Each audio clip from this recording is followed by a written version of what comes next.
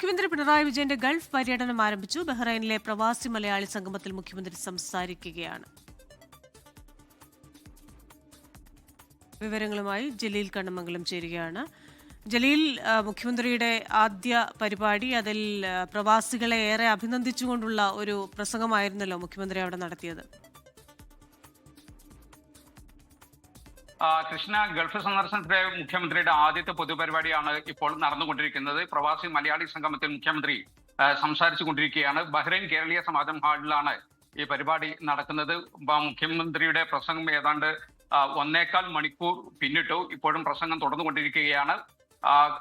മുഖ്യമന്ത്രി പ്രധാനമായും പറഞ്ഞത് ഇപ്പോൾ പ്രവാസികളെ കുറിച്ചും പ്രവാസികളുടെ സംഭാവനകളെ കുറിച്ചും അതോടൊപ്പം തന്നെ ഗവൺമെന്റിന്റെ വികസന പ്രവർത്തനങ്ങളെ കുറിച്ചുമാണ്. പ്രവാസികൾ ഉൾപ്പെടെയുള്ള നിക്ഷേപകർക്ക് കേരളത്തിൽ മികച്ച അവസരം ഉണ്ട് എന്ന് മുഖ്യമന്ത്രി പറയുകയുണ്ടായി. അതോടൊപ്പം തന്നെ സർക്കാരിന്റെ വികസന പ്രവർത്തനങ്ങൾ വളരെ വിപുലമായി മുഖ്യമന്ത്രി അവതരിപ്പിച്ചു. ദേശീയപാത വികസനം, അത് ദേശീയപാതയുടെ നല്ലൊരു ഭാഗവും ഈ ഡിസംബറിൽ പൂർത്തിയാകുന്ന ഭാഗം ജനുവരിയിൽ ഉദ്ഘാടനം ചെയ്യും എന്ന് മുഖ്യമന്ത്രി അറിയിച്ചു. അതോടൊപ്പം തന്നെ കിഫ്ബി പദ്ധതികൾ അത് 90,000 കോടി പിന്നിട്ടു. പൊതുവിദ്യാഭ്യാസ മേഖലയുടെ വളർച്ച, ആരോഗ്യ മേഖല, IT, വാട്ടർ മെട്രോ, പെൻഷൻ പദ്ധതി, ലൈഫ് പദ്ധതി, തൊഴിൽ നൈപുണ്യ പരിശീലനം, സ്റ്റാർട്ടപ്പ് അവസരങ്ങൾ, കാർഷിക മേഖല തുടങ്ങി പല മേഖലകളിലുമുള്ള വികസന പ്രവർത്തനങ്ങൾ എണ്ണി മുഖ്യമന്ത്രി പ്രസംഗത്തിൽ പറഞ്ഞുകൊണ്ടിരിക്കുകയാണ്.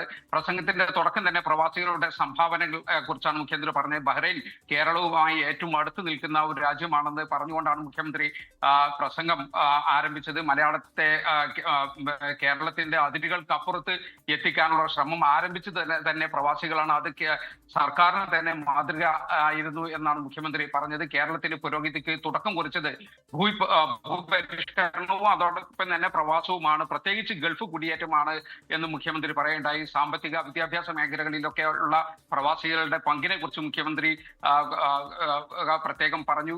എന്നാൽ മുഖ്യമന്ത്രിയിൽ നിന്ന് പ്രവാസികൾ പ്രതീക്ഷിക്കുന്നത് പ്രവാസി പുനരധിവാസ പാക്കേജുകളെ കുറിച്ചും പെൻഷൻ പദ്ധതികളിലെ ഈ അപാകതകളെ കുറിച്ചും വിമാന ടിക്കറ്റ് നിരക്കിന്റെ വർധനവിനെ കുറിച്ചും അതോടൊപ്പം തന്നെ തൊഴിൽ സുരക്ഷ, പ്രവാസി വോട്ടവകാശം തുടങ്ങിയ വിഷയങ്ങളിലൊക്കെ മുഖ്യമന്ത്രിയുടെ പ്രസംഗത്തിൽ പരാമർശിക്കുമെന്ന പ്രതീക്ഷയിലാണ്. അതോടൊപ്പം തന്നെ അതുമായി ബന്ധപ്പെട്ട സർക്കാരിന്റെ നിലപാടുകളൊക്കെ മുഖ്യമന്ത്രി പറയുമെന്നാണ് പ്രതീക്ഷ. ഏതാനും മലയാളം മിഷൻ ലോക കേരള സഭയുമാണ് ഈ പരിപാടി സംഘടിപ്പിക്കുന്നത്. ശരി, ജലീൽ കണ്ണമംഗലമാണ് തത്സമയം വിശദാംശങ്ങളുമായി ചേർന്നത്. ഇനി മുഖ്യമന്ത്രിയുടെ വാക്കുകളിലേക്കാണ് തത്സമയം. ആ ഘട്ടത്തിൽ നടത്തിയ വികസന പ്രവർത്തനങ്ങൾ ശരിയായ രീതിയിൽ നടപ്പാക്കാൻ തുടർ ഭരണത്തിലൂടെ സാധിച്ചു. തുടർ ഭരണത്തിന്റെ പ്രത്യേകത നേടിയ പുരോഗതി സംരക്ഷിക്കാനായി കൂടുതൽ വികസനത്തിലേക്ക് പോകാൻ കഴിഞ്ഞു. ഇതാണ് ആ പ്രത്യേകത. ആ പ്രത്യേകത നിങ്ങൾ ഉൾക്കൊള്ളണം. എല്ലാവരുടെയും സഹകരണവും പിന്തുണയും ഉണ്ടാകണമേ എന്ന് മാത്രം അഭ്യർത്ഥിച്ചുകൊണ്ട് നിറഞ്ഞ സന്തോഷത്തോടെ നിങ്ങളെ എല്ലാവരെയും അഭിവാദ്യം ചെയ്തുകൊണ്ട് അവസാനിപ്പിക്കുന്നു.